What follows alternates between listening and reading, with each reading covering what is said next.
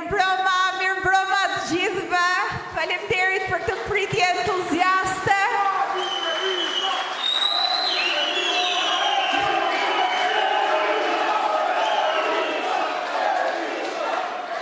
Faleminderit shumë për këtë pritje entuziaste. Jemi në një takim me demokratët e degës Kamës sot në pritje të gjithashtu protestës madhështore të 10 shkurtit. Kjo është foltorja e radhës e profesor doktor Sali Berishës, kryetari i Partisë Demokratike. Kam këtu në panel kryetarin e degës Kamës, zotin Petrit Doda. Gjithashtu kryetarin e Departamentit të Shëndetësisë, zotin Ilir Ali Mehmeti. E ftoj në podium zotin Doda që të mbaj fjalën e tij të hapjes.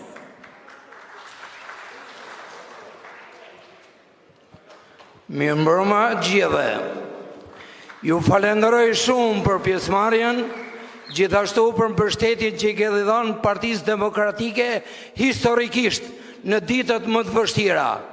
Ju jeni heroj, ju jeni njerëz që ka mbajtur mbi supe gjithë sakrificën dhe pushteti që u ka urryer për legalizime, që pushteti u ka urryer për punën, pushteti që u ka urryer për shërbimin, prandaj ju bëj thirrje që me datën 10 shkurt ta shkundim një herë mirë qeverinë e korruptuar të Edi Ramës. Fjalën e ka doktor Sali Berisha.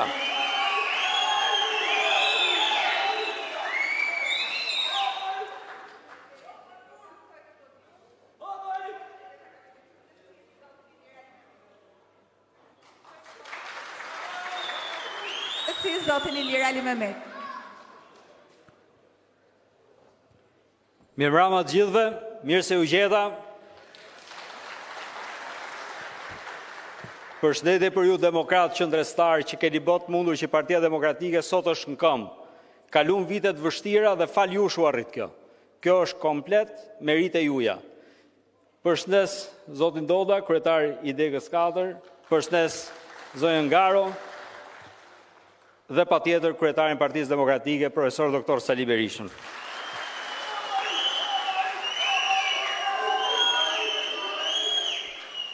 Pak më parë po flisha me zotin Doda, po thonë të Kamza kërkon ka shkëlqimin e vet.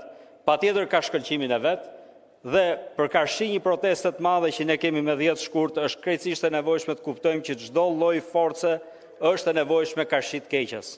Jetojmë një shtet ku janë harru 3 shtyllat bazë që ai ka. Arsimi, shnetësia, siguria. Kjo bëhet një shtet. Arsimin e dini vetë, nuk po ju hy. Shnetësinë e dini vetë, i keni shumë të qarta se ku është. Siguria e dini vetë, nëse se fillon policia dhe merr peng njerëz të infiltruan polici, ku është siguria? Nëse rrugët fillojnë e binë rrëshkasin, ku është siguria? Kur s'dim se çfarë ushqemi, ku është siguria? E kur s'dim kur shkojmë në spital ka apo s'ka ilaçe, ku është shëndetësia? E në fund fare nëse duam ta masim një shtet e masim me rinin. Rinia e shef të ardhmen këtu apo rinia hikën? E nëse rinia hikën, aja e vën notën qeverisë. Nëse ata hikin, i thënë qeverisë ti ke notë mbetëse. Ti për ne nuk je më shpresë, për ne nuk je më ardhme. Për karshi të rinjve tanë, për karshi fëmijëve tanë, që ata mos na hikin, ni për vetmesave ta shohin të ardhmen këtu, neve me 10 shkurt duhet bashkojmë çdo forcë, të jemi aty të qëndrueshëm, për karshi Edi Ramës nuk ka rrugë tjetër përveç forcës, përveç përgjigjes të fortë, përveç përgjigjes qëndrueshme dhe të përshkallëzuar. Nuk ka rrugë tjetër. Ai vetëm ashtu largohet. I keni pa shumë qartë se çfarë po ndodh, edhe ditën e djeshme, po s'do t'ju marr më shumë kohë, ju këto i dini, unë mendoj përgjigjen ne duhet t'ja japim shesh, duhet t'ja japim me 10 shkurt, duhet t'ja japim gjithë bashkë. Faleminderit. Faleminderit Ilir, kam tani kënaqësinë që ftoj në podium kryetarin e Partisë Demokratike, profesor doktor Sali Berisha.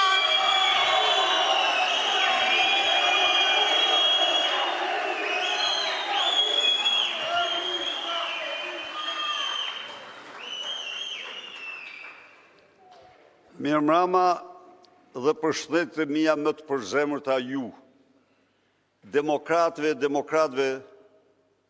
të Kamzës të pranishëm në këtë sallë, banorëve të këtij qyteti, kudo që janë sonte, në Kamz, Shqipëri, jashtë vendi. I dashur zoti kryetar, i degës Partisë Demokratike të Kamz, i dashur zoti Ali Mehmeti, zonja Garo, të nderuar miq. Kam shumë kënaqësi që vi sot tek ju. Së pari për të shprehur mirënjohjen më të pakufishme për secilin për jush, për çdo demokrat dhe mbështetës të Partisë Demokratike dhe të opozitës në këtë qytet, të cilët me besim të palkundur tek Partia Demokratike ja duart në tërësi Kamzën që ndërtuat, që e ngritet nga hiçi, e shndruhet në një nga qytetet më të mëdha të Shqipërisë, ta mbani qytet në përputhje me idealet tuaja, të qëndroni të palkundur, të pamposhtur në të vërtetat dhe vlerat që ju besoni. Vi këtu me ndjenjën e mirënjohjes thellë, sepse ju në zgjedhjet e fundit përmbys rezultatet më parshme dhe shkojmë të sigurt drejt garave të reja me besim të madh për fitore. Por vi gjithashtu të përulem para jush, edhe për faktin se 12 vite kanë qenë vitet e padrejtësive më të mëdha që kanë rënë mbi ju. Kanë qenë vitet e diskriminimit më të pamerituar tuaj. Kanë qenë vitet në të cilat shumica e familjeve tuaja janë detyruar të përcjellin fëmijët në rrugët e botës, sepse nuk ka patur për ta asnjë mundësi që të qëndrojnë në vatrat e tyre familjare dhe të ndërtojnë ëndrrën e tyre. Kanë qenë vite në të cilën koha pothuajse ka ndaluar në Kamz me këtë kryetarin, pseudo-kryetarin që keni. Kamza ka mbetur me një infrastrukturë në rrënim e sipër. Ato terene, ato mjedise të cilat ishin të domosdoshme për një qytet që është i 6-ti në Shqipëri për kap banorët, një nga një i hangër dhe po i hanë betoni i Edi Ramës dhe kryetarit. Por këto ka qenë vite dëshprimi. Kanë qenë vite në të cilat pensionet, jo që nuk u rritën, por krahasuar me çmimet u bën gjithnjë më të vogla, po kështu dhe rrogat e ulta dhe rrogat e mesme. Pra, vitet e një regjimi që në Kamz dhe në mbar Shqipëri është sjellë si një pushtues i vërtet. Është sjellë si një pushtues i vërtet, sepse së pari, duke dhunuar votën tuaj, vullnetin tuaj të lirë, një lloj si në rast e pushtimeve dhe diktaturave, të gjithë pushteti u përqendruan në duart të një njeriu. Kanë qenë vite në cilet ju keni derdhë lumej djershe në fushata elektorale, i keni fituar zgjedhjet, por armiku më i egër i votës së lirë të shqiptarëve pas Enver Hoxhës Edi Rama ka shtruar procesin zgjedhor në farsë zgjedhore, në farsë elektorale. Ka krijuar në fushat elektorale tregun më të zi të gjitha tregjeve që është tregu i votës. Tregu i vullnetit, tregu i idealeve të njerëzve. ka përdor të gjitha metodat antidemokratike, antikushtetuese, për të plaçkitur votë të qytetarëve. Miq, po marrim vetëm zgjedhjet e fundit. Në Shqipëri, një lloj si në Tunizi. Edi Rama arrestoi në vitin elektoral liderët e 2 partive kryesore opozitare dhe vurin proces penal të tretën. Në vitin elektoral shkelmoi çdo nen të kodit zgjedhor, por dhe çdo parim ndërkombëtar të zgjedhjeve të drejta. Në vitin elektoral shndroi shërbëtorë të qytetarëve që duhet të jenë punojës të administratës, në armiq të egër të votës tyre, në polici politike sekrete. Cili do nga ju kujtohet grupet e patronazhistëve? Por hir zvërtetës do ta pranojmë. Ato kishin një bashkëpunëtor sigurimi, kishin disa veteran pensionist nga Fronti Demokratik, dhe si të zeza kalonin apartament pas apartament, dhe gjenin të dyshurën, dhe dini i bën një gjyq në bord pallatit se ky nuk do na votoj. Ky votë e ka për armikun. Por sot, një armatë e tërë e drejtorëve, e punojësve të administratës, nërmarrjeve publike, ushtruan patronazhistë dhe në policinë sekrete për të shkelmuar vullnetin tuaj.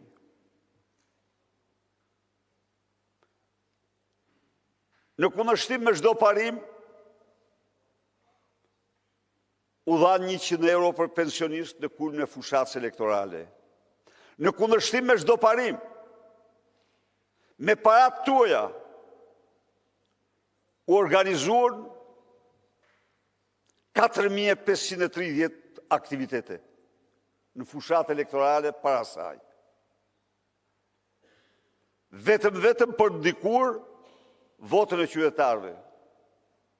Në kundërshtim me çdo parim, vetëm 2 ditë para zgjedhjeve, u falen 2 miliard euro gjoba dhe kamata. Në kundërshtim me çdo parim, 2 javë para zgjedhjeve, u dekretuan 29.000 hektar kanabis nga 200 që parashikonte ligji. Pse u ndala në këtë? U ndala në këtë se një njerëz politik. Vetëm për të vërtetuar faktin se me Edi Ramën zgjedhje nuk ka. Me Edi Ramën ka fars. Por, dhe vërteta është sa i zhvilloi fars në 23-shin. E vërteta është sa i zhvilloi fars në 2021-shin. E vërteta është se zhvilloi fars në 2017-ën, 2019-ën. Ky është armik i votës. Ky spajtohet kur me vullnetin tuaj dhe votën tuaj. Sot, ne kemi përballë një regjim që qeveris me klanet më të fuqishme të drogës në Europë dhe ndër më të fuqishme të botës. Klane që lvizin miliarda. Franz Çopja 6 miliard. A mund të imagjinoni ju? Një njeri që jam mësuar me emrin para 5 muajsh, ai kishte 6 miliard euro nga kanabis. I lidhur si mishi me thojnë me Edi Ramën. Karteli tjetër kontrollon plazhin portën e Durrësit. Ai tjetri që, ai xhongleri që del,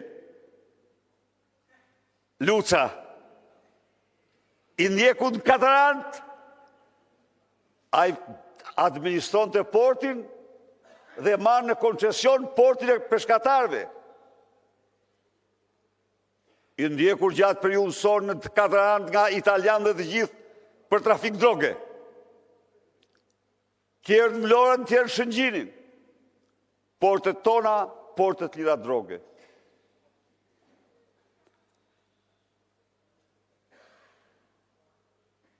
Jeni ndjeni të aferave të tmerrshme korruptive. Në mënyrë të përsëritur, banka botërore dhe studime tjera kanë provuar se këta vjedhin jo me pak se 90% të çdo investimi. Edhe 100%. Ku është djegësi i Tiranës? 130 milion asnjë tull. Po të shkoni të studioni dokumentat e Akshit, normal, agjencisë Edi Rams dhe Linda Rams. Aty do gjeni X-in, i cili fiton tenderin me 60 milion euro, i cili transferon në kontot e tij 60 milion euro dhe nuk ka bërë asnjë blerje, asnjë shitje. Absolutisht. Përveç marrjes parave nga thesari në konton e tij. Në botë kjo, s'dohen gjë që te i kalon. Shkojmë me tutje, gjejmë pensionistin, i dalë prej kosh në pension, si për mars me 60 milion euro i portit Vlorës. I shif një rrugë. I shif një rrugë. Rruga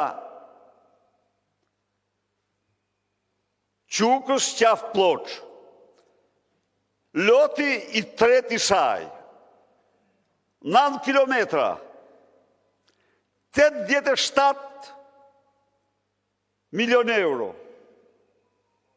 rreth 9 milion euro kilometri. 9 milion euro kilometri, pas një urë, pas një tunel, po 9 milion euro kilometri është në rrugën e Kombit, e cila ka një gjërësi 27 metra, ka vjetra ura, ka tunelet më të gjata dhe mesatarja i shkon 9 milion euro. Rruga 10 metër e gjerë, që po shemet segment mas segmenti, 9 milion euro kilometri. Pra, kanë vjedhë plashkit në mënyrën më të pabesueshme. Por, kjo është gjysma. Gjysma tjetër më e rëndë është se të gjithë paratë e krimit të drogës shndrohen në vota dhe vota shndrohen në krim dhe drogë. Miq, karteli Troplin, një nga më të fuqishmit në Europë që kontrollon në çdo qelizë portën e Durrësit, pasi me të gjitha mjetet dhunoi zgjedhjet në Durrës, çfarë ndodhi? 5 kulla, 12 ndërtime, 38.000 metër katror tokë publike tek stadiumi Nikodovana në Durrës. Pra, parat në votë.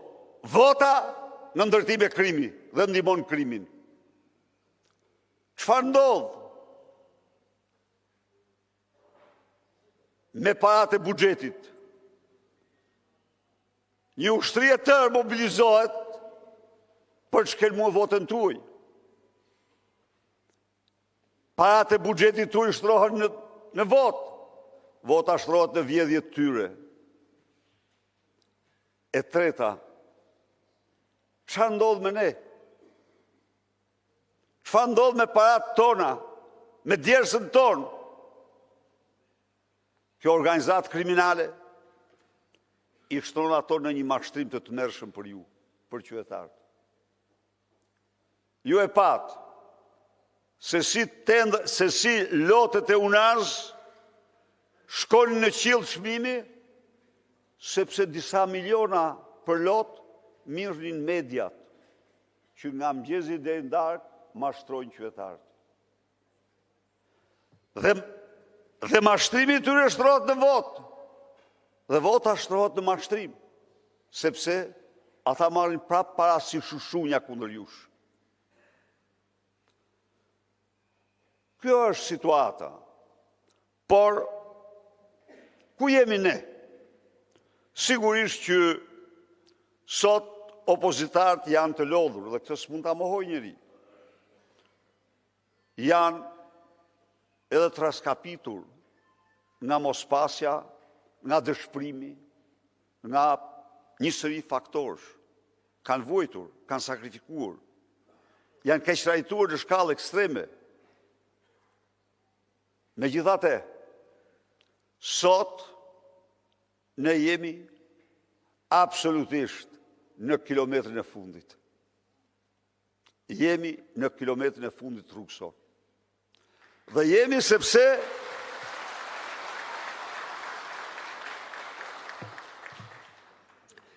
sepse ju qëndruat. Ju qëndruat. Qëndruat besnik, pavarësisht nga të gjitha këto, ju mbrojtët idealet, ju mbrojtët vlerat, ju mbrojtët të vërtetat që besoni. Ju faktikisht e solt Partinë Demokratike sot, në këto kushte, partia e dytë e vetme në të gjithë vendet ish komuniste, me këto përmasa kaq e madhe. E vërteta është që ju, me punën tuaj, me djersën, me përkushtimin, me ndërshprin, bëhet që kjo parti në realitet të ishte fitimtare në 21-shi. Absolutisht. Absolutisht. Bëhet që kjo parti të ishte fitimtare në 2025-ën. Po. Cili do që u thot ndryshe. Ju jeni njerëz të politikës. Pyetini pak. Cili do ishte rezultati në qoftë se liderët e opozitës nuk do arrestoheshin kundërshtim me çdo ligj dhe kushtetutë?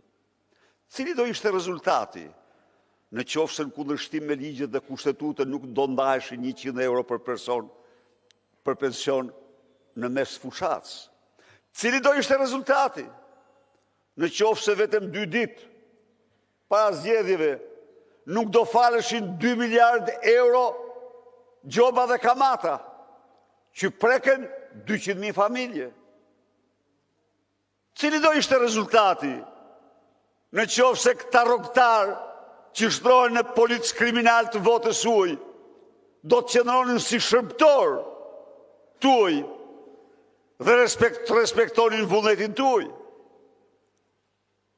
Cili do ishte rezultati në qoftë se nuk do firmoseshin 29.000 hektar tokë për të mbjellë me kanabis nga 200 hektar që parashikon ligji? Miq, një gjë është e sigurt, përqindja nuk u jap dot, po 100% e sigurt se fitoria ishte e Partisë Demokratike. Dhe pikërisht për këtë arsye, ai mori gjithë këto masa antikushtetuese, antiligjore për të plaçkitur zgjedhjet. E them këtë, pse? Sepse sot ka një vërshim të mashtruesve të shplar, të njerëzve që kanë humbur identitet dhe dinjitet, në një garë se cili të mashtroj ju me shu. Në një garë të primitive, të turpshme, se si të mbrojnë farsën elektorale, pa qka se shqiptarët dhe Shqipëria po shkretohet, po rëkulliset, po zhduket, para syve tanë. Pra, zgjedhjet nuk i fitoj Edi Rama, dhe do ndalem këtu. As një ditë, as një orë, a y nuk ka të drejtë të qeverisë. Dhe ne, po, kësaj radhe, ja dolem. Ja dolem të mbrojmë votën. Ja dolem të mbrojmë votën. E kapëm për fyti. Falë punës që bët ju, komisioner, aktivist, numrues, falë punës që u bë në zgjedhjet e 2023-shit, Librizi, edhe ajo vepër e juaja. Edi Rama u fut rreth kuq. Edi Rama e kuptoi me datën 12 maj, e kuptoi që e kanë kap me presh duke vjedh, me presh në dorë. U tërbue, humbi, i thirrë dhe kërcënoi në zyrë të tij kryevëzhguesin. Kërcënuan vëzhgues të tjerë në shohin raportin. Ata, jo që së nëshuan raportin, por raportin e ridimensionuan shumë më tepër, si që ishte e vërteta. Arritëm një gjë, arritëm një gjë. Shumë të madhe. Arritëm të faktojmë shqiptarve, të faktojmë komunitet ndërkombëtar, se ky ato mandate i ka krimi. Se ky nuk ka legjitimitet. Dhe një qeveri jo legjitime luftohet çdo orë, çdo ditë, çdo javë gjersa të rrëzohet. Një qeveri jo legjitime nuk respektohet kurrë. Njerëz të lirë nuk e respektojnë kurrë. Pra, së dyti, ju jeni dishmitar, çdo ditë, dhe ndonjëherë dhe 2-3 herë në ditë, ne kemi denoncuar aferat e tyre. Ne kemi denoncuar narkoshtetin. Përpjekje të mëdha për të na bërë presione që të mos përdorim termin narkoshtet. Përpjekje të mëdha edhe nga lobistët e Edi Ramës, po si të mos përdorim në termin narkoshtet. Kur eksportet zhduke njëra mas tjetrës, sepse narko-eurot rëzojnë euron, e rëzojnë me 30%. Po ai që eksporton, ai se ka fitimin 30%. Dhe ai ka vetëm me euro shkëmben. Se ato narko-euro shndrohen në kulla Gathaçelën në Tiranë dhe kanë shkatruar tregun. Asnjë i ri i këtij qyteti të bekur, asnjë i ri i Tiranës nuk mund të mendoj të blejë një apartament për shkak të çmimeve, të cilat janë të barabarta me Mynihun dhe Parisin. Pse? Si është shumë e thjeshtë. Kullat tërtohen, vinë çunat e drogës, edhe blejnë katet. I vënë drynin, edhe rrinë atje ku janë, në Kolumbi, në Ekuador e të tjerë. Dhe këta këtu nuk ulin çmimet. I vetmi vend në Europë dhe në botë, që ka ndërtimet më të mëdha dhe çmimet shkojnë gjithë duke u rritur. Atëherë, a nuk është kjo një shkatrim për vendin, kur asnjëri s'blen dot një apartament, kur strehimi po bëhet gjithnjë me shumë problem, sepse njerëzit nuk kanë mundësi të blenë banesa. Ja pra pse përveç ndërhyrjes së zgjedhje. Por sot, çfarë ka ndodhur tani? Tani fatmirësisht ka ndodhur që ai zëri ynë i vetmuar në shkretir për disa, edhe për vite, por ne nuk u lodhëm. Jo, ne vazhduam ta denoncojmë narkoshtetin si armik i egër juaj, i qytetarëve. Tani, në çdo takim që kanë me shtetet me zyrtar amerikan, në kryet agjens, janë klanet e drogës dhe lidhet me klanet e drogës të Edi Ramës dhe qeveritarëve. Po, ja dolem, ja arritëm. Ja arritëm të paraqesim para shqiptarëve dhe botës se 90% e medjave janë në kontroll qeveritar. Pra 90% u mashtrojnë ju çdo ditë nga mëngjesi në darkë. Më keq se në diktaturë. Absolutisht më keq. Rikujtoj sot atë kohë. Vërtet televizioni shtetëror nga mëngjesi në darkë mashtronte dhe glorifikonte të keqen në Hoxhën. Pa i ishte. Tjerët kishin kanaçe, ndigjonin zërin e Amerikës, kurse sot janë pothuaj të gjitha mediat. Janë 43 mashtrues profesionistë që paguhen për të kaluar nga një studio në tjetër vetëm për të mashtruar qytetarët. S'ndodh, nuk ka kjo. S'ndodh kjo kund tjetër. Dhe e gjitha kjo, ata paguhen me para që jo vjedhin qytetarëve. Çfarë ka ndodhur tjetër? Ka një degradim ekstrem të administratës. Një administratë antiqytetare se ka pas vendi kur të tillë.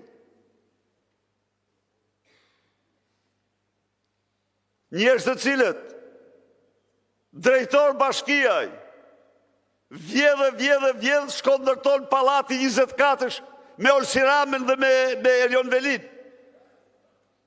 Qelçi. Vetëm kaq? Jo, mor, janë me kudo. E rëmbyen para ca javësh një Daniel Shimën. Dhe unë duke i dalë zot ati disa ditë me radhë. Danieli ishte si ai. Kish bërë nënën milionere duke vjedh parat e akshit, ajo rroba qepse dhe regjistrua miliona euro në emër saj, si për marse. Urdhoni gjykatësit. Urdhoni gjykatësit. 4 seanca. Për çfarë? Për një vendim që në mënyrë absolute nuk u takonte ta shqyrtoni. Po pse? Sepse çdo qytetar, në qoftë se ka një vendim gjykate e fakti, e shkallës parë, e ka rrugën të shkojë tek apeli, nga apeli të shkojë në gjykatë të lartë, nga gjykata e lartë shkon gjykatë kushtetuese.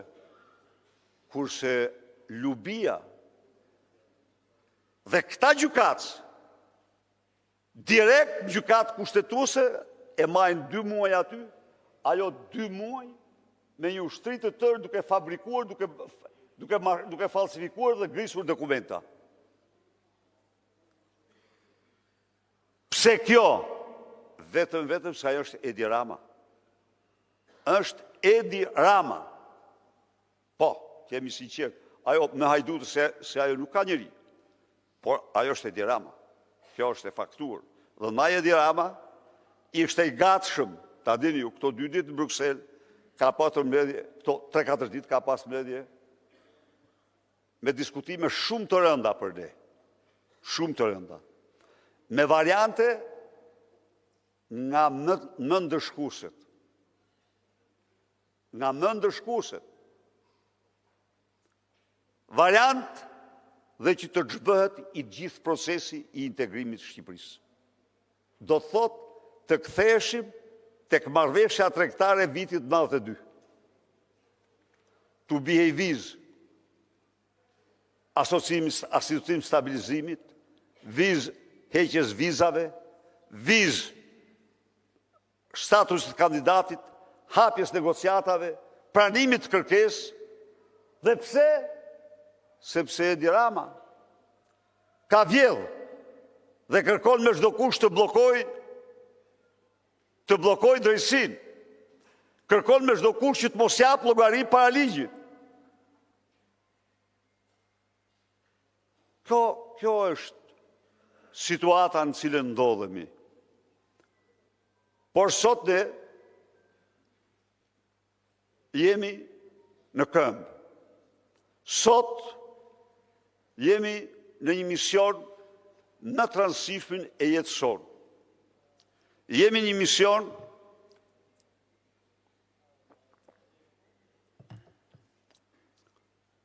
të shpëtojmë Shqipërinë nga kjo diktaturë, nga ky regjim që bazohet kryekput në vjedhjen, drogën, për çmimin e qytetarëve.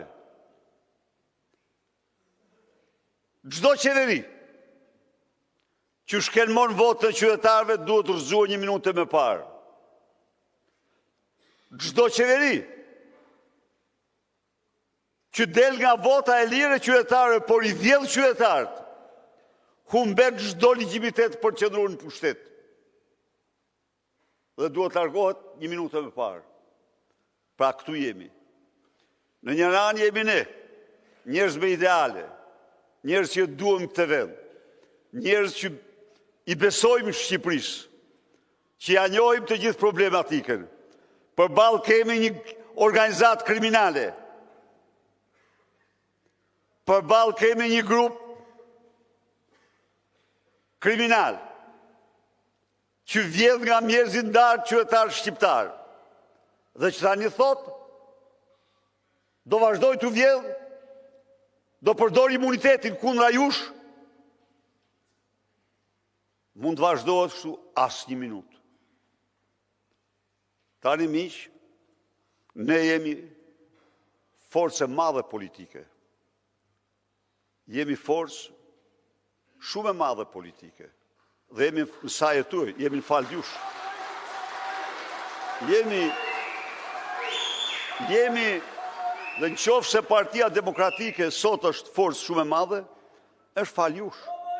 Sepse ju, në të gjitha rrethanat, në të gjitha vështërsitë dhe situatat, ju jeni njerëz politik. Nuk ja hoqët asaj besimin. Sigurisht, se cili për jush ka patur vretit e veta, se cili për jush kritikat e veta dhe pakrahësitë e veta, por në arsyetimin tuaj të plot, ju keni gjykuar se vetëm me Partinë Demokratike mund të realizojmë idealet dhe qëllimet tona. Kjo është e vërteta. Nuk është se nuk u krijuan forca tjera politike, u krijuan, po shqiptarët prap. Partinë Demokratike besuan. Dhe kjo e bën misionin ton shumë herë më të rëndësishëm. Kjo bën që ne të bëjmë gjithçka që kilometrin e fundit të rrugës tonë ta përshkruajmë me forcën më të madhe, me dignitetin më të madh, me fitoren më të sigurt.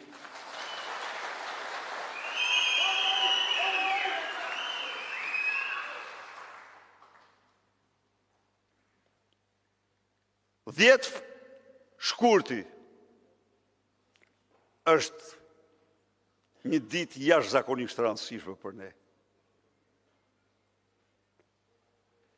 Shumë e rëndësishme. Fundi i janarit dhe fillimi i shkurtit Shqipëria ishte në tryezë për shkak të Edi Ramës. Cila do ishin masat që do merreshin, sigurisht asgjë me ju, me qytetarë, por me Edi Ramën po. Sepse Edi Rama u faktoi Bashkimit Evropian dhe lider Evropian se nuk jenohen parim përveç se vjedhjes dhe lidhje me krimin. Dhe ata, që është e vërteta, ja prun mesazhin, i kanë sjell këtu zyrtarë shumë të lartë në vizita të pa deklaruara nga institucionet ndërkombëtare dhe ky mesazhet i ka marrë. Por ju garantoj se Europa dhe çdo shqiptar pret mesazhin ton me 10 shkurt. Ai është mesazhi i gjitha mesazheve. Po, ai është mesazhi i gjitha mesazheve. Dy protestat tona kanë qenë një ndihmë shumë e madhe për Shqipërinë. Sepse kur tjerët lexojnë për ato që s'ka ndodhur kurrë, se nuk mundet kur një kryeministër.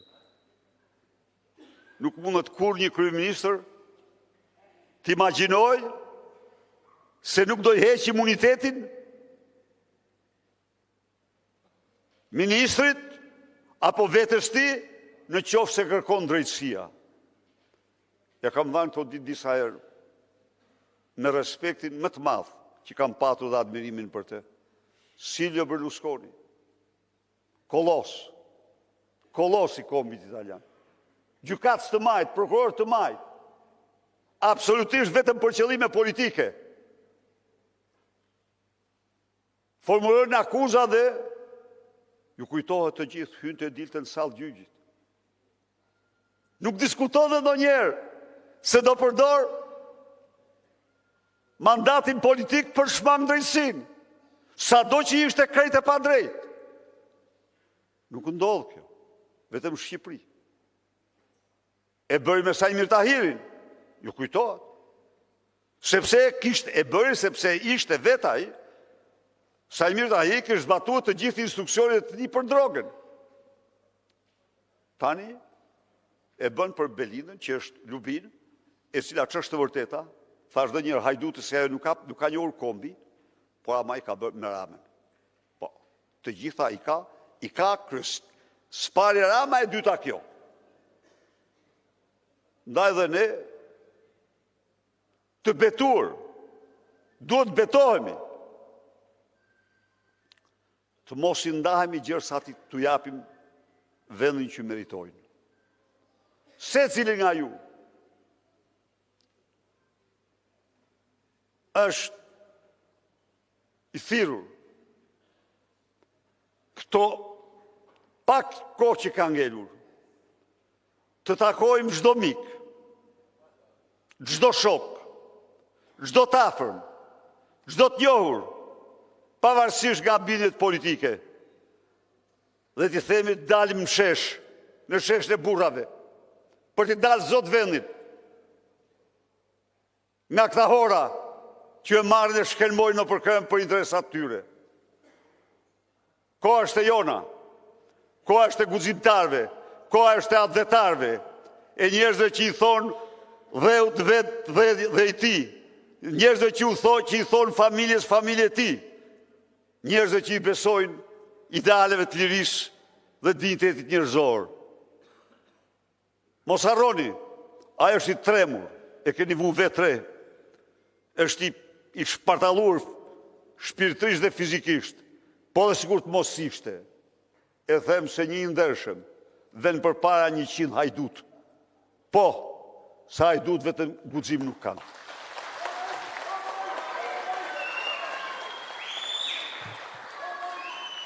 Ndaj dhe siç keni qenë gjithmonë keni qenë, në krye të përpjekjeve, dojnë dhe tani, në shkurt e gjithë kamza në Tiranë. Dhe ju garantoj se kilometrin e fundit do t'jetë kilometri më i bukur, do t'jetë kilometri që do të gdhenet në muret e Kos me germa tarta për kontributin tuaj. Faleminderit shumë.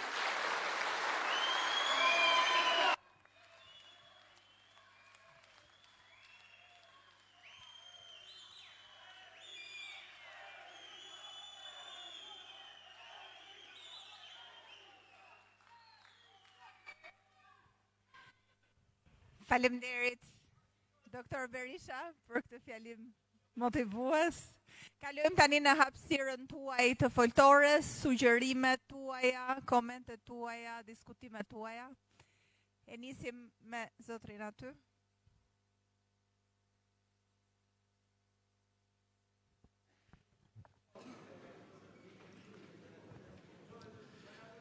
Mirëmbrëma doktor, mirëmbrëma demokrat, qendrëstar të Lirisë, Bashkia Kamës. Unë jam Ilir Bodini, profesion mësues dhe avokat. Kam qenë me fat në jetën time në 2 momente historike që ka kaluar Shqipëria. Si ish studenti dhjetorit në rrëzimin e bustit diktatorit dhe të diktaturës, edhe momenti i dytë, momenti i rithemelimit të Partisë Demokratike para 5 vjetësh. Sot dua që të flas me shpirt nga arsimi, sepse ajo është dashuria ime e parë. Nëse Partia Demokratike do të ndërtonte një platformë strategji për këtë vend dhe për këtë popull, unë do kërkoja që të vendosej emergjencë kombëtare arsimi dhe rinia. Janë 2 shtyllat kryesore të cilat janë tronditur më shumë në këtë vend. Po të shohim vlerësimet ndërkombëtare si tek Talis, tek PISA, arsimi shqiptar renditet ndër vendet më të fundit të anketës dhe të konkurimit. Dhe kjo fal buxhetit për arsimin që për fatin e keq dhe trishtues që këtë vit është 2.3% e GDP-s, që është një katastrofë. Profesioni i mësuesisë po bëhet gjithnjë më pak i preferuar. Çdo vit shkojnë pak e shumë më pak të rinj dhe të reja në mësuesi. Kjo tregon që e ardhmja e arsimit është tepër e zymt, nëse nuk do të ndërhyjet në këtë lloj drejtimi. Kurrikulat shkollore janë vërtet tallëse, po të hysh të lexosh tekstet shkollore shpeshherë përkthimi është bërë fjalë për fjalë, Google Translate. Nuk ka asnjë lloj përshtatje dhe ka dhe ironi dhe qeshje se si janë ndërtuar dhe si reklamohen ato tekste shkollore. Nga Tirana në Kamës çdo ditë në arsim vijnë mbi 500 mësues, të cilët ndërrojnë deri në 3 urban për të kapur orarin e punës në shkollën në cilën ata janë. Dhe atyre nuk ju kompensohet asnjë lek, ndërkohë që po të mendosh edhe koha për të ardhur dhe për të shkuar në shtëpi e këtyre mësuesve hanë më shumë se 3 orë.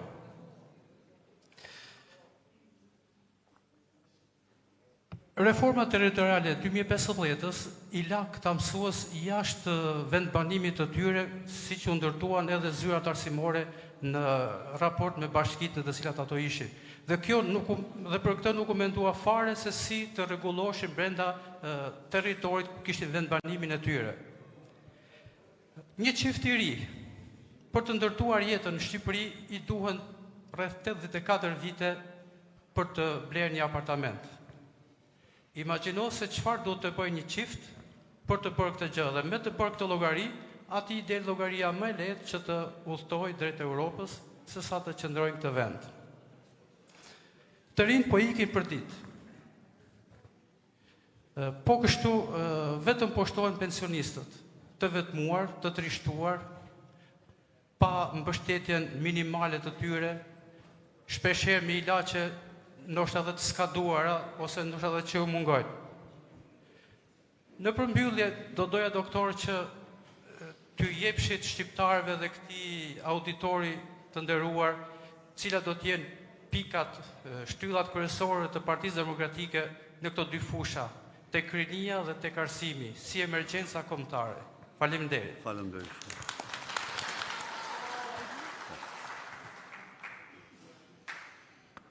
Faleminderit shumë për diskutimin dhe për pyetjen.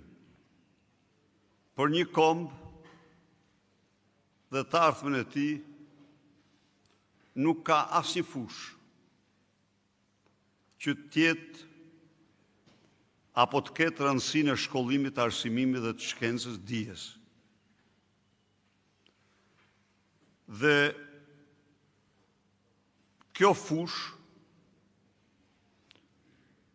kërkon një seriozitet maksimal,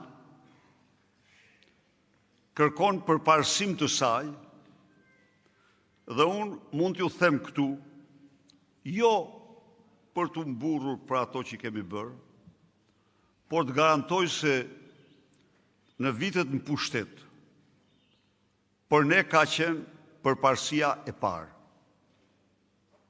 Ku e nisëm ne, i nderuar zotëri? Ne e nisëm tek mësuesi. Mësuesit ishin larguar masivisht, sepse rroga e tyre ishte mizerabel. Rroga e tyre nuk u lejonte të bënin jetën më minimale. Dhe shkonin gjenin kudo punë tjera më të paguara, edhe policë. Futeshin, por mësuesit, shkollat, po. Çfarë bën? Ne vendosëm, deklaruam se do ringrem arsimin duke vendosur mësuesin në pjedestal. Do fillojmë me mësuesin. Jeni dishmitar se ne rritëm rrogat me 120% në arsim. Çfarë solli kjo? Kjo, i nderuar, ndërpreu komplet hemoragjin nga arsimi, largimin. Siguroi kthimin e mësuesve. Dhe një tregues tjetër jashtëzakonisht i rëndësishëm ishin fakultetet e mësuesisë. Sot janë me 6 nxënës, që ta dini ju. 6 nxënës ka fakulteti i mësuesisë. Ishte plot në përplot. Dhe i preferuar fare. Sepse mësuesi ishte një profesion i preferuar. Sepse rrogat e mësuesve i ngjitëm nga 1/3 e poshtme e shkallare së rrogave në 1/3 e sipërme të shkallare së rrogave. Çfarë solli kjo? Kjo ndikojnë cilësi. Ju një dishmitar. PISA e 2013. Prap, nuk ishim si s'do donim ne, por ama pati rritje vertikale. Shqipëria u rrit, në mos gaboj në lexim, një nga 2-3 vendet me rritjen më të madhe. U rrit në matematik, u rrit në shkencë. Rritja vertikale ishte shpresë. Po të vazhdojë në këtë mënyrë, Shqipëria do të dilte në nivele shumë më të larta. Çfarë bën këta? Të kundërtën. Këta e trajtuan mësuesin ose militant, ose pastaj armik.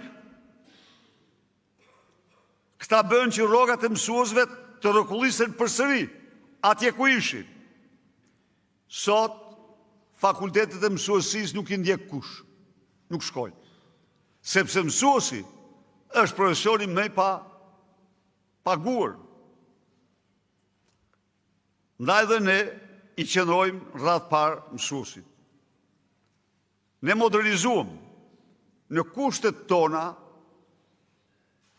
ne dërguam internetin në çdo shkollë dhe kabinetet e informatikës. Hapëm dyert e universiteteve. Numri studentëve nga 12 për 1000 banor u rrit në 52 për 1.000 banor.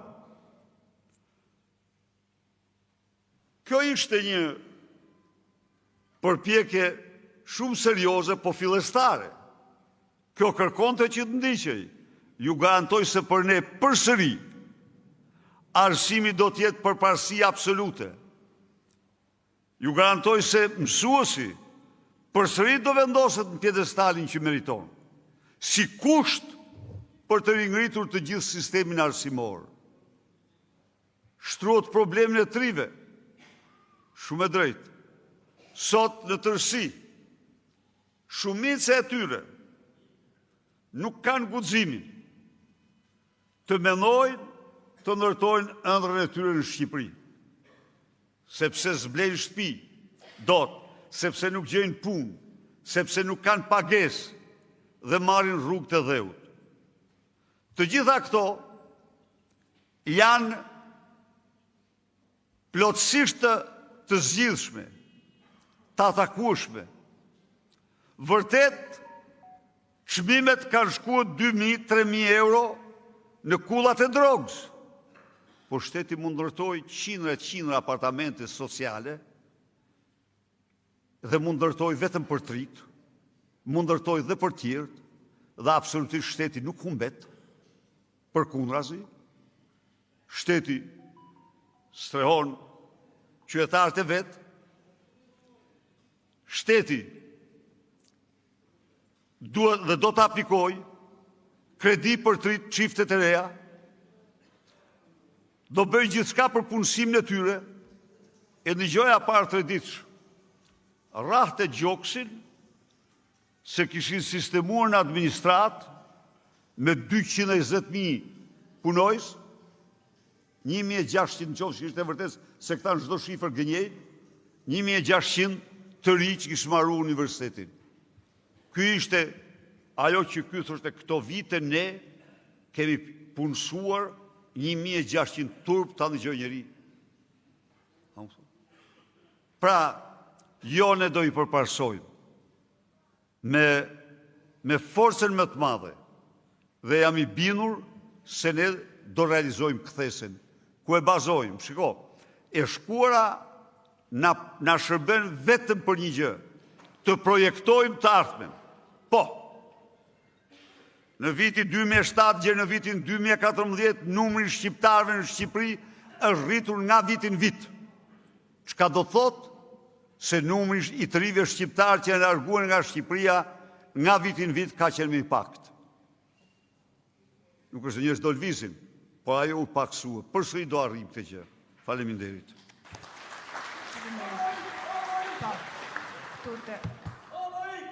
Zotëria këtu.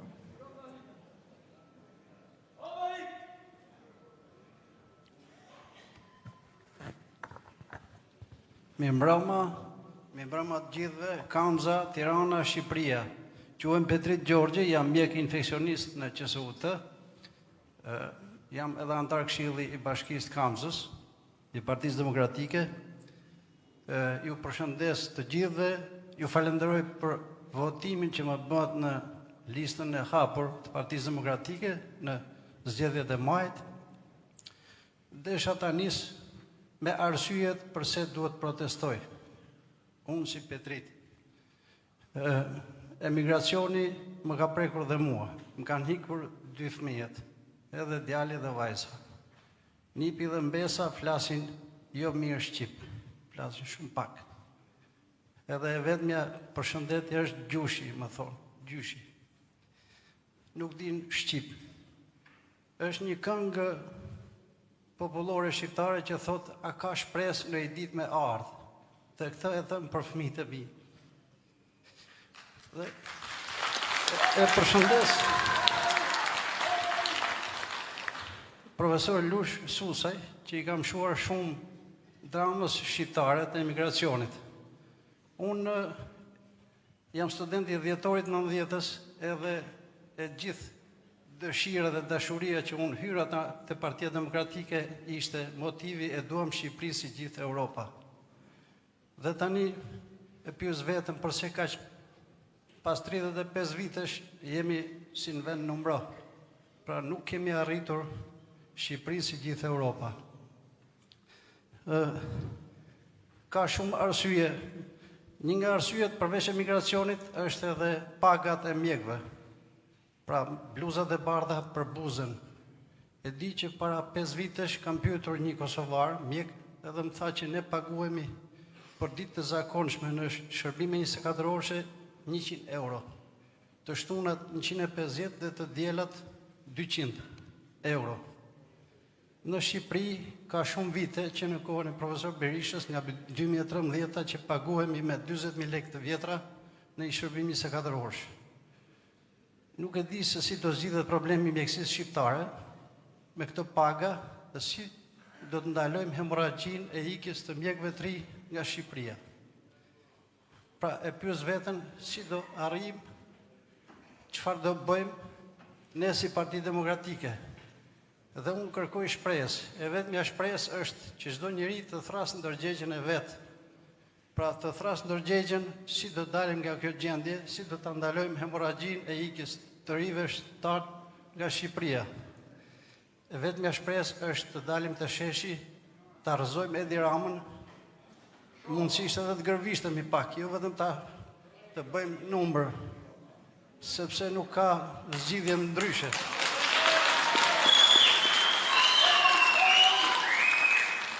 Pra, më e mundshmja do ishte që ne t'i shkojmë deri në Surrel, atje t'i arrestojmë makinat që mos ketë mundësi as t'na heqim makinat. T'i rrim me ditë me javë derisa ta bllokojmë si Gaddafi.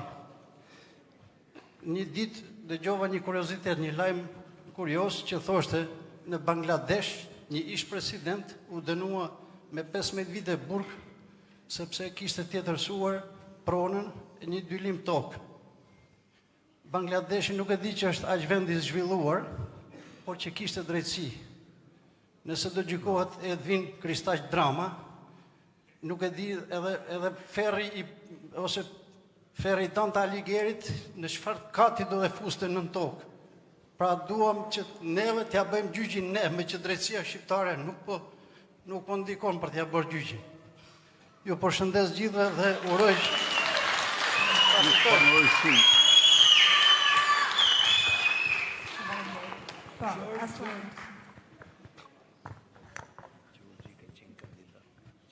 Po dalë këtu se nuk rri do të me shpin nga demokratët, mirëmbrëma gjithëve. Ju falemderit shumë që keni ardhur, mirëmbrëma doktor Berisha. Unë du të falenderoj të gjithëve një për kontributin, për qëndrimin tuaj dinjitos, për sakrificën e madhe që keni bërë dhe si rezultati kontributit punës tuaj në zgjedhjet që sa po kemi lanë pas Partia Demokratike këtu në Kamës ka qenë fituese. Një falënderim dhe mirënjohje shumë e thellë për gjithë demokratët e Kamës, për gjithë qytetarët e Kamës dhe të Paskuqanit. Unë nuk kam parë në sytë e mi, kam parë tek gjithë secili nga ju shpresën përfitore në zgjedhjet e kaluara. Unë kam parë se si ju përballët me një regjim, me manipulimin e votës, me vjedhjen, me një regjim, po kur nuk u thyet, kur nuk u ullët dhe qëndruat dhe si rezultati qëndresës tuaj, ne kemi arrit një fitore. Ju jeni rezistenca e Partisë Demokratike dhe ne ju a kemi borç, Shqipëria ju a ka borç, Sali Berisha, Partia Demokratike ju a ka borç. Sot ne mish përballemi me një regjim. Dhe unë e di shumë mirë se si një familje, një qytetar i Kamzës përballet me padrejtësinë. Unë nuk kuptoj gjithë ju se sa e vështirë, se sa e dhimbshme është kur u largohen fëmijët nga familja dhe janë larguar shumë dhe mu janë larguar për shkak të këtij regjimi. Por amo unë e di shumë mirë se sa trima e guximtar jeni ju, se sa trima dhe se si përballeni dhe për shkak qëndresës tuaj, sot Partia Demokratike është kaq e fortë. Dhe për shkak të Sali Berishës, i cili është një lider që nuk është përkullur. Është një lider i cili është arrestuar, por nuk është përkullur, por kjo ka ndodhur fal jush, se sa do lider i fort jetë, po nuk qetë ju, nuk mund qëndroj kaq fort. Prandaj falënderimi është i juaj. Unë sa herë vin Kamz dhe jam këtu me ju, kam një kënaqësi të jashtëzakonshme, sepse unë njoh gjithë secilin dhe jam i bindur që si unë e dini dhe ju që ky regjim është shumë i dobët, ka rënë, por kjo nuk do të thotë se ai ikën vetë. Atë duhet ta largojmë ne. Ata do ta largojmë ne. Ai ka rënë, por nuk e lën banditët. Nuk e lën ata që kanë vënë atje, nuk e lë korrupsioni për t'u larguar, por ne do ta largojmë dhe unë kam bindjen e plot që viti 2026 do t'jetë viti i fitores Partisë Demokratike. Do t'jetë viti i largimit të këtyre hajdutëve. Do t'jetë viti i kthimit të rinisë shqiptare, i demokratëve dhe gjithë shqiptarëve në Shqipëri. Shqipëria është e jona. Ne do t'i largojmë të hajdutë që na vjedhin për ditë. Prandaj, ju bëj thirrje me datën 10 të gjithë, pa dallim feje, krajine, ideje, pa dallim bindjesh, çdo qytetar i Kamzës, Paskuqanit dhe gjithë Shqipërisë ta mushim sheshin, t'i largojmë këta hajdut dhe ne do t'i largojmë bashkë. Shumë faleminderit. Faleminderit gjithëve. Kalojmë te zotëria.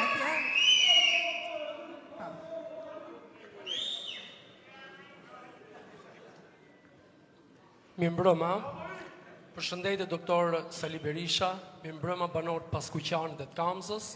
Unë jam Aziz Doçi, prej 9 vitesh merr me fëmijët me aftësi të kufizuar. Një nga traumat më të mëdha të vjeçarit fundit. Gjatë kësaj kohe kam punuar me fëmijë dhe kur punoj aty ndihem fatlum, jo për faktin sepse do bëhem i pasur, po sepse do të bëj një fëmijë shumë të lumtur. Do të bëj një fëmijë që të ecë përpara për ditë. Po kam pasur dhe shumë barriera. Sot, të paktën 12 vitet, qeverisës Partisë Socialiste, nuk kam gjetur një moment caktuar, një buxhet zëm vete për persona dhe për fëmijët me aftësi të kufizuar. Zoti Berisha, nëse nesër, inshallah me kismet Zotit do hikin poshtë këta, cila do të jetë platforma jote për mirëqeverisjen dhe për arsimin gjithëpërfshirë special për fëmijët me aftësi të kufizuar. Pyetja 2. A do të ketë një agjensi në vete që kjo target group të ketë përfaqësimin e tyre, të prindërimit? Pse e them këtë gjë? Të paktën në Shqipëri mund të kemi të paktën mbi 8.000 prindër, që sot janë quhen të papaguar. Kam fatin me ligjvënësen Jorida Tabaku, po përpiqemi ta çojmë në një draft projekt në Parlamentin Shqiptar, që këtyre prindërve me aftësi të kufizuar t'u njihen vite pune për atë sfidë të jetës që ata në përditshmërinë e vet do kenë. Nëse më lejoni, njëherë ju falenderoj gjithëve juve qendrëstarëve, falenderoj në mënyrë të veçantë gjithë rrithën e lusët që marrin përsipër me gjithë Sali Berishën, t'ia dalim edhe t'i shporrim da. Mirënjohje thellë dhe për flamurnogën që nuk tërhoq edhe që ndroj krah. Shumë faleminderit. Shumë faleminderit. Ju po ju përgjigjem pyetjeve. Spari, ju falenderoj shumë për ndërhyrjet. Doktor Besniku, nofta në qoftë se ka një sektor që ka pësua tjetërsimin më të pabesueshëm, për fat keq është ai sektor që ne e duam kaq shumë dhe jemi kaq shumë të përkushtuar për kohën që kemi punu unë, kurse ti e ke më gjatë. Sektori ynë sot është sektori më i shpartalluar. Sektori kur ndonjëherë nuk ka qenë i tillë në këtë situatë. Mjekët largohen masivisht. E thatë shumë drejt, sepse nuk paguhen. Nuk paguhen. Në një kohë kur çdo rrogë, çdo pension, çdo ndihmë ekonomike, në qoftë se ndiqeshin ritmet që ne lam, sot duhet ishin të trefishuara. Sot duhet ishin të trefishuara. Pa asnjë vështirësi. Nuk po them më shumë, se me rritin e taksave mund të ishin dhe më shumë. Pra, këtu u vendos një sistem dhe ju kujtohet se do bëj reformën shkatrimtar.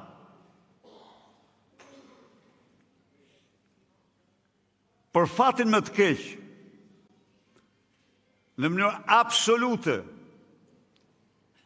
80% e ilaçeve që merrni janë jashtë standardeve. Po ja u them me siguri këtë. Sepse janë zëvendësuar me ilaçet e Tom Doshit dhe asaj Vilma Nushit. Sepse pjesa tjetër vinë me çanta, mirën magazinat.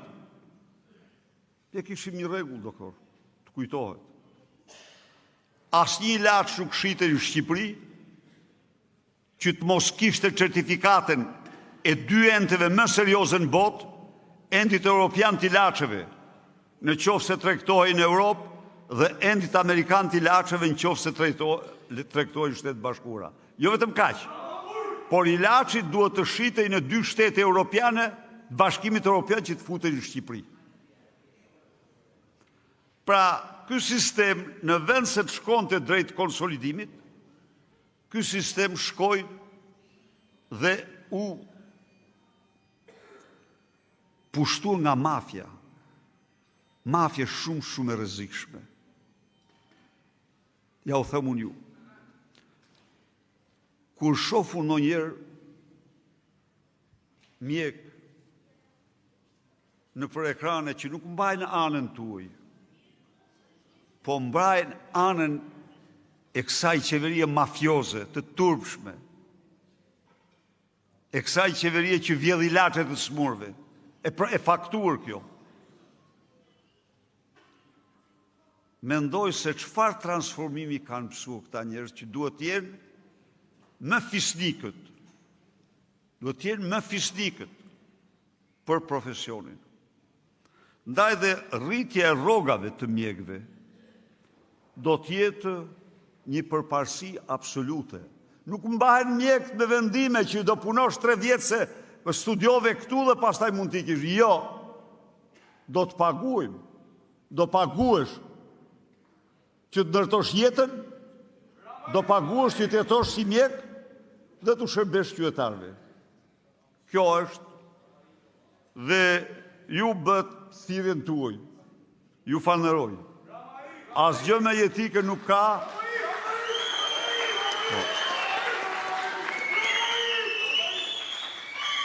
Se sa kjo betejë. Lidhur me qëndrimin ton, strategjin ton për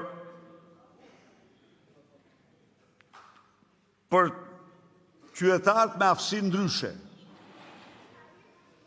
trajtimin e tyre, ka mbetur aty ku e sollën asnjë përmirësim, përkundrazi për keqësimet më të mëdha. Është aq larg standardeve që duhet të jetë, sa njerëzit nuk mund ta imagjinojnë. Ky sektor kërkon një transformim rrëjësor. Kërkon një transformim rrëjësor më së pari, që secili nga këta qytetarë të ndjej vlerën e jetës tij, të jetë i aftë, të aftësohet për të përballuar ato që mund të përballojnë sipas aftësive. Por do jetë një detyrim tjetër. Do të jetë një detyrim për të bërë këtë shoqëri më humane, më njerëzore. Dhe kjo është shumë e domosdoshme. Ndaj dhe ju jap fjalën se do ketë reformim të thellë të atij sektori. Përsëri mbetemi tek data 10. Data 10 është një provë e madhe për ne. Jam shumë i bindur se do të jetë protesta më e fuqishme që ka njohur Tirana dhe Shqipëria.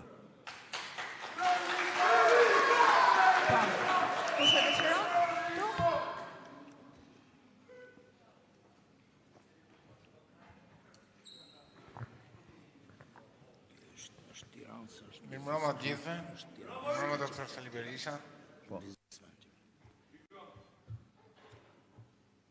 Quhem Luan Speci, banor i qytetit Kamzës.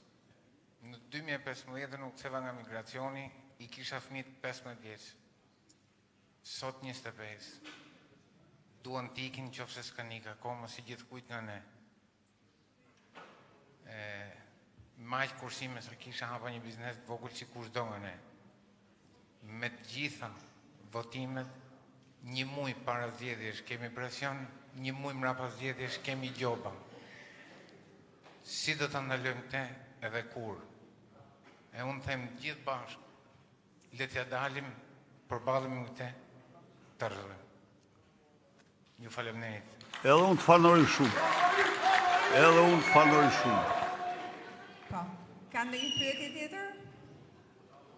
Diskutim po, zotëria atje.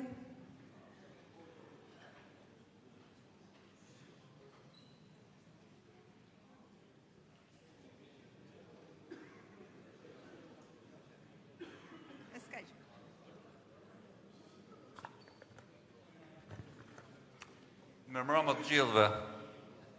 Mirëmbrëma doktor Berisha. Mama. Quhem Zanel Gjeta, Kuksian. Tani jam qish demokrati 90-s, nuk kam ba asnjë ndishje, asnjë lëvizje, kam shumë arsye për qenë demokrat, se kalojmë të këto probleme tani që janë më të shpejta. Unë vazhdoj të jem shumë herë komisioner, qendrën e votimit. Se si u morën zgjedhjet tani, më nishin forma, u morën u vodha. Tani, problemi është te protestat.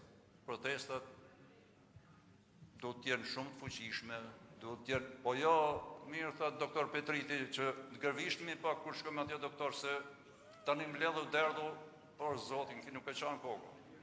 Por zotin, unë 3 protestat.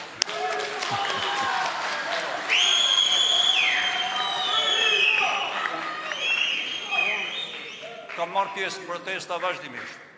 3 protestat e Luli që i banin në fund, s'kam marrë fare pjesë, se nuk u banë, tani doktor, tani i thena në verior që ti dorë për një krye. Jam i mendimit që, vallaj, kam një vrejtje se po harroj, deputetet pak më tash për atje në parlament, o doktor. Për zonë, tani mos ndalon vetëm ne që qohen demokrat aty, vallaj, për zonë. Edhe ato, ne po angazhojme pa rrok, pa lek, pa pagujme edhe biletat të urbanit, me gjithë se na i kanë ngrit këtu çmimin e biletës, edhe kam një mirë tha doktor Petriti, që është edhe antar i Këshillit Bashkiak. Si u ngrit bileta tani? Edhe po bën tha, mori fun aty, çdo gjë. Tani valla, u miratu nga antarët e Këshillit Bashkiak, edhe demokrat. U miratu ai liç. Valla, ha? Faleminderit. Shumë faleminderit. Po, vërtet. Tani Çfarë them tjetër gjë? Me datën 10 të angazhohemi, do vim, do marrim pjesë, do të përleshemi. Vallai, për zonë. Faleminderit.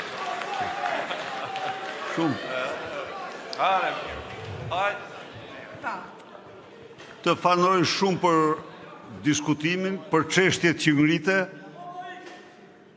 dhe të garantoj se deputetët dhe të gjithë drejtuesit do të jenë krah për krah dhe të gatshëm për çdo lloj përpjekje dhe sakrifice.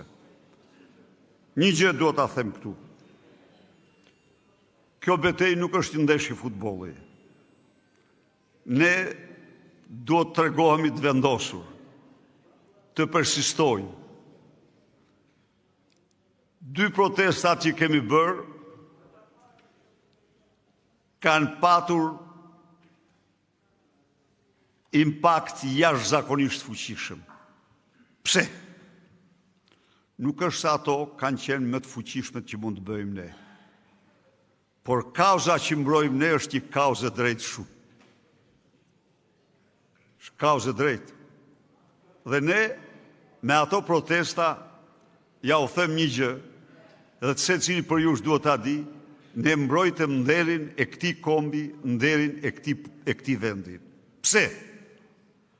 Se nuk do kishte gjë më të zezë, më të keqe, se ne tulnim kokën para këtyre gjëna, para këtyre që bën Edi Rama me Lubi Ballukun. Në mbar botën do pyesin çfarë janë këta. Ç'janë këta shqiptarë? Po jo treguam që vërtet një kryeminist është si puna e tij dhe zëvendësi, por ne tjerë jemi në rrugë, s'pajtohemi kurrë e s'do pajtohemi me ta. Ne i kemi bërë, thash edhe një herë, jemi në kilometrin e fundit. Ne i kemi faktur botë saj ka shtruar zgjedhjet në fars. Ne i kemi faktur botë saj është i lidhur me krimin dhe drogën dhe ne nuk jemi për te. Ne i kemi faktur botë saj ka vjedh pasuritë publike dhe paratë e qytetarëve sa askush tjetër dhe nuk ka asnjë ditë legjitimitet. Tani do merremi ne me te. Do merremi gjersa ta largojmë. Për këtë nuk duhet kemi, duhet jemi të përgatitur, të betur dhe do e realizojnë. Nuk rezistojnë dot ata qytetarëve. Jo. Tu bëjnë thirrje dhe forcave të rendit. Mos mbroni hajdut. Ti polici ndershëm, ti oficeri ndershëm që jeton me rrogën tënde, me djersën tënde, që ai trafikantin polici të vret, të zë pushi, mos mbro hajdut si këta. Lërja u qytetarëve të merret me ta dhe e zgjidhin qytetarët atë, dhe do e zgjidhim. Kështu që tu bëjmë thirrje çdo të njohuri, çdo familjari, çdo miku, shoku, pavarësisht nga bindjet, të bashkohemi në këtë betejë për të shpëtuar Shqipërinë. Për të shpëtuar familjen tonë, ne nuk u ndalëm këtu. Po ligjet që ka kaluar ky në parlament është ligji absolutisht në çnjerëzor për familjen. Është ligji i shkatrimit të familjes. Është ligji i shkatrimit të identitetit gjinor. Është ligji i ekstremit majt. Por t'ja u ilustru pak. Keni ndëgjuar, besoj, se si presidenti Donald Trump, kur ishte kandidat, e gjobitën 450 milion euro. Ju kujtohet kjo? Pse ishte gjoba? Se del njëra i thot që para 32 vitesh ke ardhje fut në gabin të këpo vishësha dhe më ke puth me zorë. A më prisni? Ky njeri se kishte pa kur atë, kur. Po problemi është se ligji që kemi ne sot, që e morëm prej tyre, çfarë thot? Duhet ta aprovosh ti, që nuk ka ndodhur. Dhe jo ai që ta akuzon. Kanë përmbysur parimin e prezumimit të pafajësisë. Pra, me ligjin e ri të shkatrimit familjes, të shkatrimit identitet gjinor, Ai që akuzohet duhet faktoj se nuk ka faj. Po ku ndodh kjo? Ai që të akuzon duhet faktoj që ka 1, 2, 3 argumenta që e ke diskriminuar. Mjafton ky ligj. Dhe këta një thonë që ekzistojnë 40 gjini. Një gjë që te i kalon çdo lloj fantazie, çdo lloj perversiteti dhe nuk ka absolutisht asnjë synim tjetër, vetëm degradim në plot të kombit. Po ne kombin, ne ekzistencën e kemi nga familja. Ne ekzistojmë sot si shqiptarë që kemi ecur mira shekuj, mira vjet rrugë nga familja. Dhe tani Edi Rama i vuri kazmën me ligjin kundra diskriminimit, që s'ka asnjë lidhje me diskriminimin, ka lidhje me shpërbërjen e familjes, ka lidhje me shpërbërjen e identitetit, dhe garantoj që çdo shqiptar që ngrihet kundër këtij regjimi, ngrihet për të mbrojtur familjen e tij, për të mbrojtur gjinin që i ka lindur Zoti, që i ka dhënë Zoti fëmijëve të tij. Jo, isha unë në Këshillin e Europës. E dëgjot ju.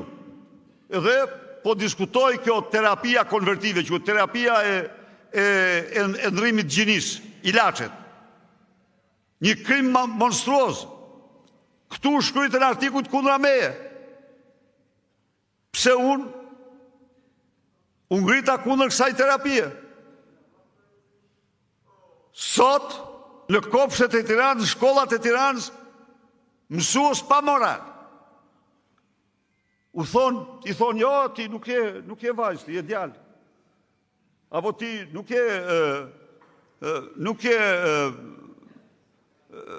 je djalë, je vajzë ti, i ke ja këto.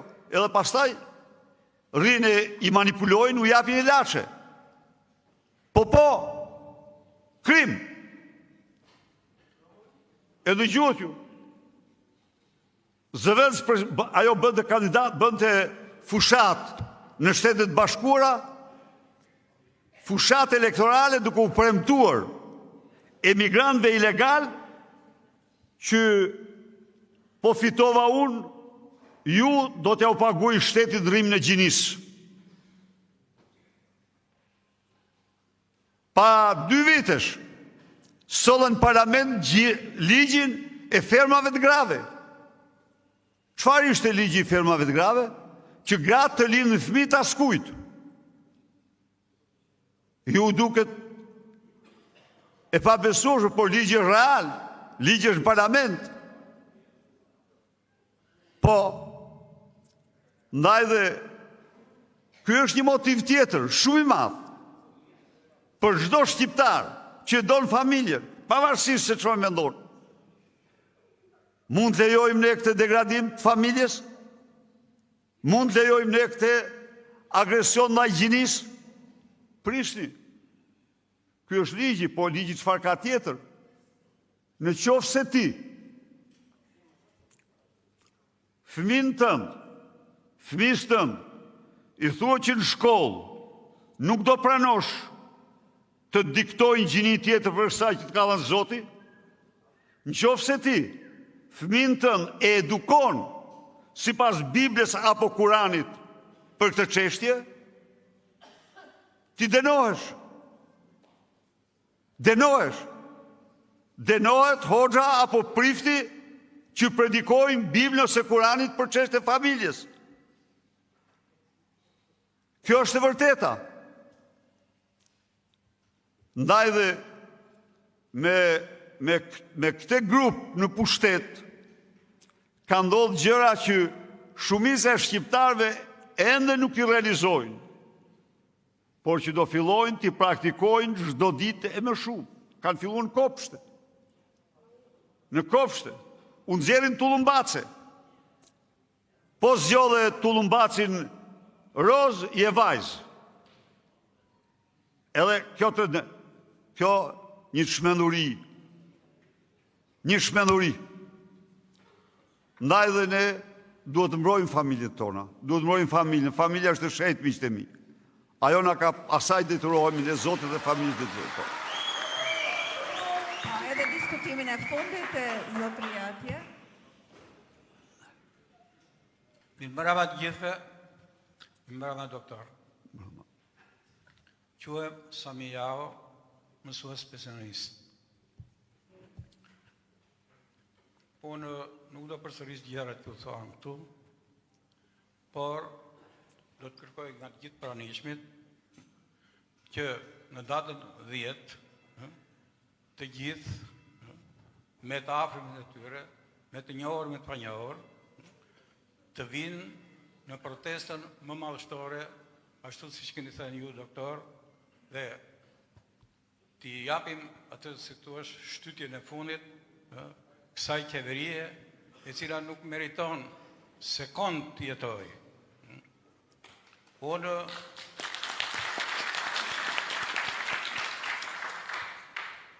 Unë origjinë e kam nga Maqedonia e Veriut tani quhet. Pikërisht nga zemra e shqiptarizmës, nga manastiri. Do bëj pak si thua biografie. Gjyshi im ka qenë pothuajse shoku i ngushtë i Mithat Frashërit. Dhe para se të bëhesh kongresi i shkronjave shqip, 1908, bisedat bëheshin në shtëpinë e gjyshit tim. Si gjithë shqiptarët e ish Jugosllavisë, të cilët kanë vuajtur jashtë zakonisht shumë. Dhe unë kam nga përvoja. Derisa u detyruan që të lënë trojet dhe të vinë në Shqipëri. Kemi ardhur në kohën e Zogut, kur ka qenë regjimi i Zogut, 1934. Unë personalisht kam lindur në Shqipëri, por vëllezërit, motrat e mia që sot nuk jetojnë, kanë ardhur të lindur nga manastiri. Dhe vuajtjet që ka hequr, do të thënë, familja ime janë të rreshin nga dimri. Derisa gjithë pasurinë që ka pasur gjyshi e ka shkrirë për libra dhe për shkronjat shqip. Pastaj u detyrua të emigroj si gjithë tjerët bashkë me Mithat Frashërin. Kjo solli, si thua, shpërngurjen. Dhe pasi erdhën në Shqipëri, kanë lëvizur shumë vende si gjithë emigrantët të asaj kohe. Bile kemi qenë në qytetin e Durrësit, por duke qenë se familja ime kishte, si thua, ndjenja patriotike adhetare, mbas shërimit, nuk u pajtua me Partinë Komuniste, dhe pjesëtari djali i xhaxhait tim, konkretisht, ka bërë 10 vjet burg politik. Vetëm sepse nuk pajtohesh me regjimin e asaj kohe. Bile babai dhe njerëzit e afërm thoshin ne kemi vojtur tek Serbi, por vojtja këtu në komunizëm sikur po ja kalon Serbit. Tani shndodhi në këtë kohë sot,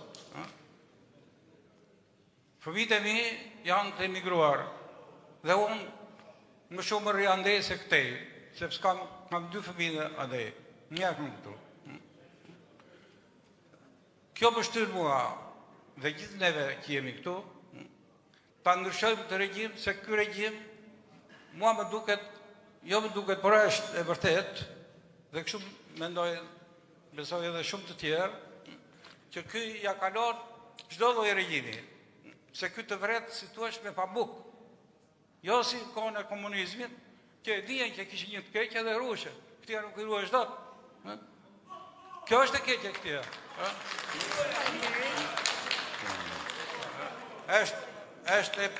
Është e papranueshme që të qëndroj kjo qeveri më kërë.